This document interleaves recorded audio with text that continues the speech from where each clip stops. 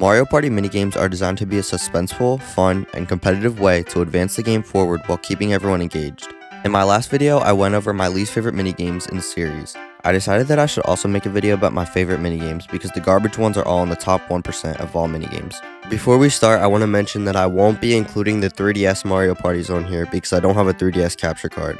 So I'm sorry to all the 3DS Mario Party fans. Also, no Mario Party Advance for all 3 Mario Party Advance fans out there. But if you're cool with that, then let's get started.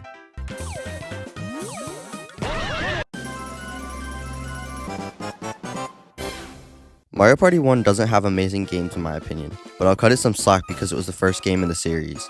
Games like Platform Peril, Mushroom Mix-Up, and Facelift are all solid, enjoyable minigames for me. But my favorite has to be Shy Guy Says. Its basic Simon Says formula is fun and keeps people tense. In the minigame, Shy Guy is on a boat while all other players are riding in barrels attached to the boat with a rope. Shy Guy will either hold up a red or white flag. Raising the correct flag keeps you in the game, but raising an incorrect flag results in your barrel being cut off from the ship. As the game goes on, the formula will be repeated quicker until one person is left standing. The reason it's my favorite is because the pressure of testing your reaction time and trying not to screw up at the same time. I enjoy it when the game subtly pauses as you're waiting for a flag to be raised, but overall a great minigame. Mario Party 2 introduces a few unique minigames such as Sneak and Snore, Shell Shock, and Speed Hockey. Bowser's Big Blast is my favorite though. In Bowser's Big Blast, you enter a room as a huge Bowser head is being screwed onto a stage.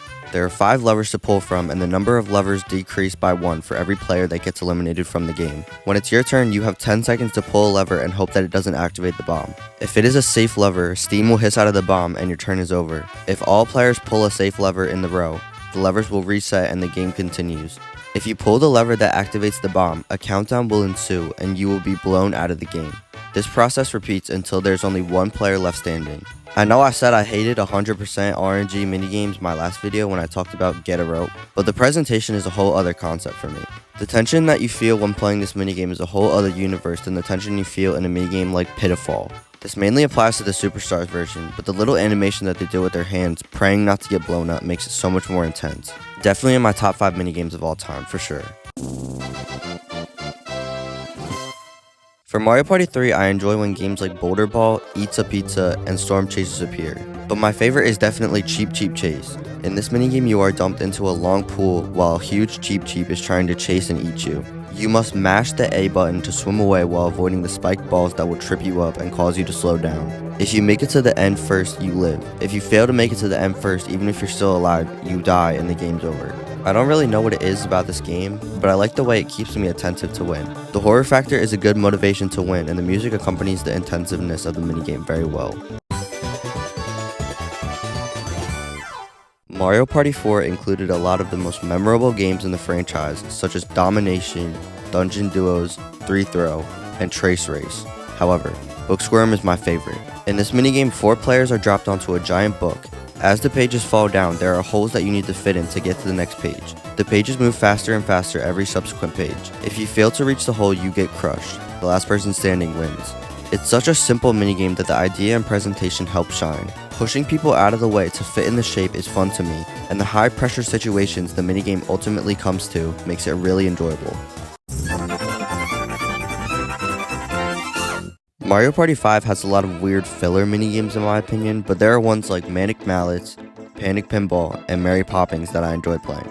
But Hotel Goomba is my favorite. The minigame starts in a hotel lobby filled with Goombas blocking your path to the elevator. You need to punch them out of the way in order to make it to the elevator that leads to the next floor. You can only punch the Goombas from the direction you're facing, so if it gets punched into the back corner, it's staying there. If you get to an impossible point, you can press Y and reset the stage. The minigame ends when a player has made it to the balcony. I like the formula of combining a racing style game and a puzzle style game. The puzzle is more interactive than most of the other puzzle games prior to this one, which is why I would probably favor this one over the others. Also, raising the difficulty of the puzzle each floor makes the game feel more intense, as it could come down to a point where all players are on the same floor trying to figure out a solution. Just a really creative minigame. In my opinion, Mario Party 6 has a lot of good minigames, outside of the ones including the mic. The best minigames include Granite Getaway, What Goes Up, and T-5, but Control Stick is my favorite. In this minigame, you are standing on top of a trapdoor while a monitor on the screen displays directional arrows.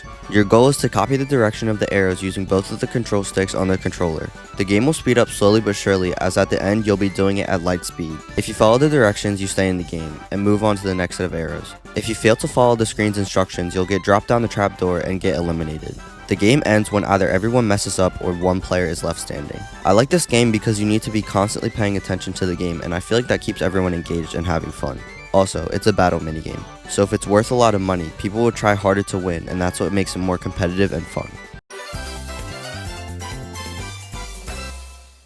Mario Party 7 includes over 88 minigames, until you realize that 10 of them are mic minigames, so I'd actually say that there's 78 minigames, except the balloon one. I actually like the balloon minigame. Despite the mic minigames, there are some great ones like shock absorbers, track and yield, and spider stomp. My favorite, however, is the final countdown. Everyone is on this platform filled with numbers that are constantly counting down. Everyone's goal is to be the last one standing by punching and kicking everyone else off. But you also have to be careful because when the numbers hit 0, the trapdoors will open and drop down anyone standing on it. The last person standing wins. Honestly, it's just your run-of-the-mill standard last man standing type game, but the factor of watching your placement makes it very fun. You have to be alert while fighting that the number you're standing on isn't close to 0. Additionally, in the last few seconds of the game, the countdown will start to go crazy and move very fast. It's a good and creative fighting minigame that's fun to come back to. The majority of Mario Party 8 minigames have an element of motion controls factored in, which in my opinion can make or break the game experience depending on how well they work. There are some greats in this game, including Cut from the Team, Grabby Gridiron, and the finale minigame. But my favorite is Sick and Twisted. In this minigame, you have to traverse across a series of spinning platforms while minding the gap and looking out for bullets to get to the finish. There are 4 sizes of the platforms and not all are spinning in the same direction. You can jump on your opponent's head to temporarily stun them. Whoever is in the lead will be targeted by the bullet, but you can't just jump on the bullet to make it go away, you'll just die instead. Whoever makes it past the checkered line wins, but if everyone dies or falls off, the game will end in a tie. Honestly, I'm surprised that this never came back for one of the best minigame compilation games. I found myself playing this minigame more often than others in this collection because it's really fun to traverse through the course trying not to get hit. Mario Party DS was the first of the handheld Mario Party games and introduced new ways to play minigames using the dual screen. Good minigames include Camera Shy, Dust Buddies, and Hanged Management. My favorite minigame is Boogie Beam. In this game, players are dancing on a billboard that says dance with a bunch of lights on it. When the music stops, a spotlight might shine over a player or players. If the spotlight is on you, press the yellow button that indicates to pose. If the spotlight does not shine on you, press the purple button to do the out of spotlight pose. If you do the correct gesture under the circumstances, you'll receive a point. Whoever has the most points after 10 rounds wins. I like this game because I think it's funny how all of them are just randomly dancing on top of this billboard, and because I like minigames that test my reaction time. The music starting and stopping also helps it shine, and I think it's a great minigame.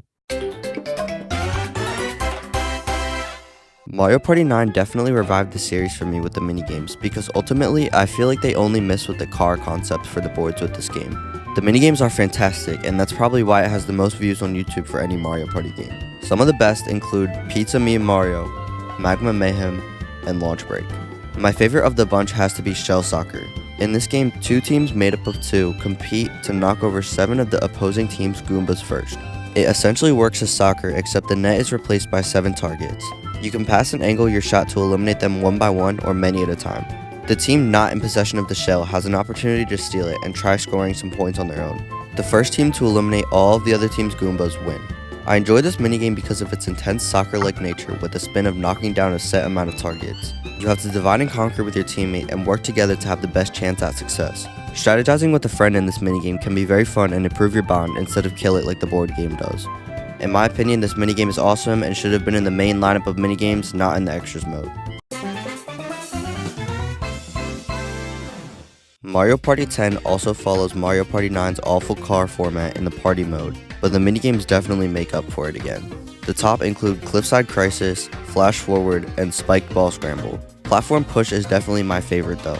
In this minigame, you are on a platform surrounded by poison that burns your butt and sends you flying if you touch it. Your goal is to punch and kick the other players off the platform to kill them and remain on the platform. Every 10 seconds, a platform will drop into the poison, making it harder to survive due to the less room.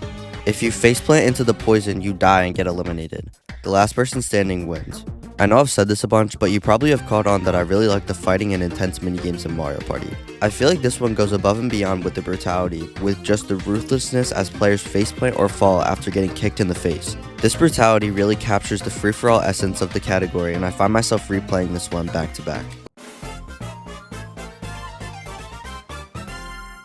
Super Mario Party brought tons of new minigames that were fun and exciting, even including some that could be played in different ways depending on which mode your Switch was in.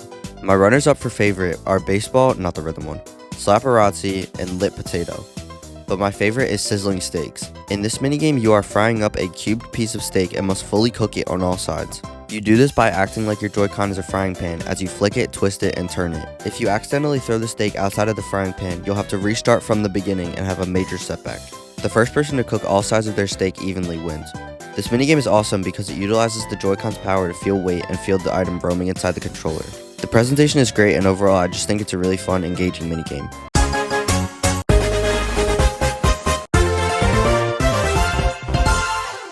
For Mario Party Superstars, I'm not going to include any minigames that I already said were great or my favorite because I don't want to sound boring and have a minigame pop up twice. Outside of my previous favorites, my runners-up are Sneak and Snore, Monty's Revenge, and Burn Style. But Messy Memory is my favorite of the bunch. The minigame starts with a preview of where the items are before a bunch of toads run into the room and throw items on the floor. Your job is to memorize where all the items were previously and put them in the correct order. Whoever matches the previously destroyed display the closest wins. I think this minigame is fun because I enjoy memorization type games, and it's fun to recount where you saw items on the shelf. My only setback with this minigame is that players can cheat off another player's screen if they don't close their curtains, which my friend never realized they can do that. But it's also funny because they'll just end up trying to shield their portion of the screen with their body in front of the TV. My runners-up for Super Mario Party Jamboree are Wario's Buzzer Beater, Prime Cut, and Lumber Tumble. However, my favorite is Slappy Go Round. The minigame begins with you and your opponent standing on opposite sides of a contraption with a hand on it. You can ground pound into the platform to activate it going behind your opponent. If your opponent jumps, you'll get hit instead. The person that has the most lives remaining at the end wins. In my opinion, this is the ultimate 1v1 showdown minigame. Its psychological nature makes it fun to develop strategies to fake out your opponent and win, and I often end up having a lot of fun with this one. Alright, so that was what my favorite minigame was from every Mario Party was and why, excluding the 3DS ones and Mario Party Advance. If you haven't watched my least favorite minigames video, go check it out. Subscribe for more videos, and I'll see you guys next time.